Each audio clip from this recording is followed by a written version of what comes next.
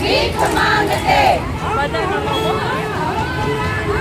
नहीं किसी से भीख मांगते। बंद करो। સુરેન્દ્રનગર જિલ્લામાં આંગણવાડી વર્કર્સ અને હેલ્પર બહેનો દ્વારા પોતાની વિવિધ પડતર માંગણીઓને લઈને સરકાર સામે ભારે વિરોધ નોંધાવવામાં આવ્યો। માનદ વેતનમાં વધારો કરવા સહિતની માંગણીઓને લઈને હવે આંગણવાડી કર્મચારી બહેનોએ ગાંધીનગર ઘેરાવની ચીમકી પણ ઉચ્ચારી છે। આંગણવાડી કાર્યકર બીનાબેન સહિતની બહેનોએ સરકાર સમક્ષ માનદ વેતન વધારવાની માંગ કરી છે। આંગણવાડી વર્કર્સ બહેનોને 24,800 રૂપિયા અને હેલ્પર્સ બહેનોને 20,000 રૂપિયા માનદ વેતન ચૂકવવામાં આવે તેવી માંગ કરવામાં આવી છે।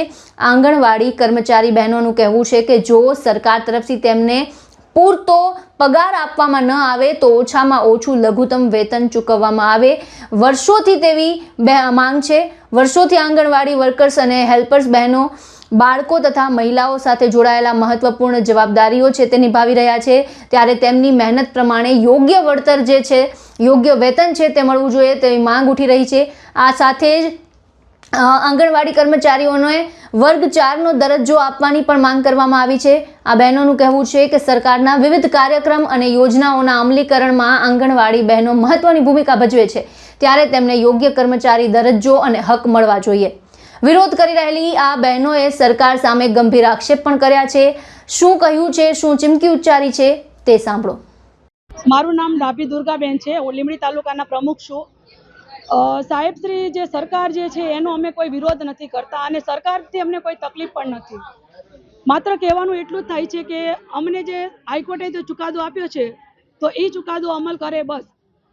આ અમારી બહેનો છે એ કોઈ દિવસ ઘરની બહાર નીકળવા માટે તૈયાર જ નથી હોતી, પણ જ્યારે એનું ઘરનું પોષણ પોષણ ન થતું હોય, એના બાળકોનો અભ્યાસ ન પૂરો થતો હોય, ત્યારે એ બહેનો ના છૂટકે ઘરની બહાર આ રોડ ઉપર નીકળવા માટે તૈયાર થઈ છે।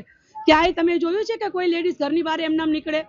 હાઈકોર્ટે ચુકાદો આપી દીધો છે તો સરકારને ખાલી માત્ર એ હાઈકોર્ટના ચુકાદાનો અમલ કરવા માટે અમે કોઈ લાખો રૂપિયા પગાર નથી માંગતા।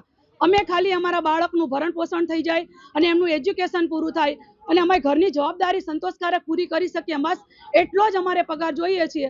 લઘુત્તમ વેતન આપો અને હાઈકોર્ટનો ચુકાદો કરો, બસ આટલું જ જોઈએ છીએ। અને જો સરકાર આ નહીં કરે તો પછી આગળનું જે થશે એ સરકારને જોવાનું રહેશે। બાકી અમે સરકાર વિરોધી નથી, પણ સરકારને પણ સાબિત કરવું પડે કે અમને જે વસ્તુ અમને જોઈએ છે અમને દેવી પડે। અસ્તુ, ભારત માતા કી જય। મારું નામ ચાવડા પ્રીતિબેન છે, હું વઢવાણ તાલુકામાંથી આવું છું અને અત્યારે અમે સમગ્ર સુરેન્દ્રનગર જિલ્લાના વર્કર તેમજ હેલ્પર બહેનો અહીંયા ભેગા થયેલા છીએ।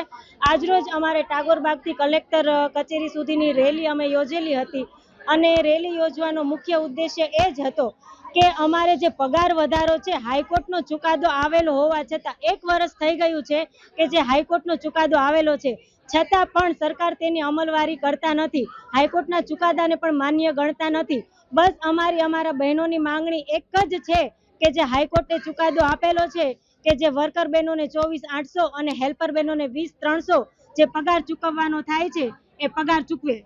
આગામી સમયમાં શું તમારી રણનીતિ રહેશે? આગામી સમયમાં અત્યારે તો અમે અહીંયા સુરેન્દ્રનગર જિલ્લામાં આયોજન કરેલ છે અને જો સરકાર નહીં જાગે તો સપ્ટેમ્બર મહિનામાં યુનિયન દ્વારા અમને કહેવામાં આવશે, ત્યારે અમારે ગાંધીનગરમાં પડાવ નાખવામાં આવશે। હવે જોવાનું એ રહેશે કે આંગણવાડી કર્મચારીઓની આ માંગણીઓ અંગે સરકાર શું નિર્ણય લે છે અને આગામી મહિનામાં ગાંધીનગર ખાતે થનારા સંભવિત આંદોલનને લઈને સરકારનું વલણ છે તે શું રહે છે।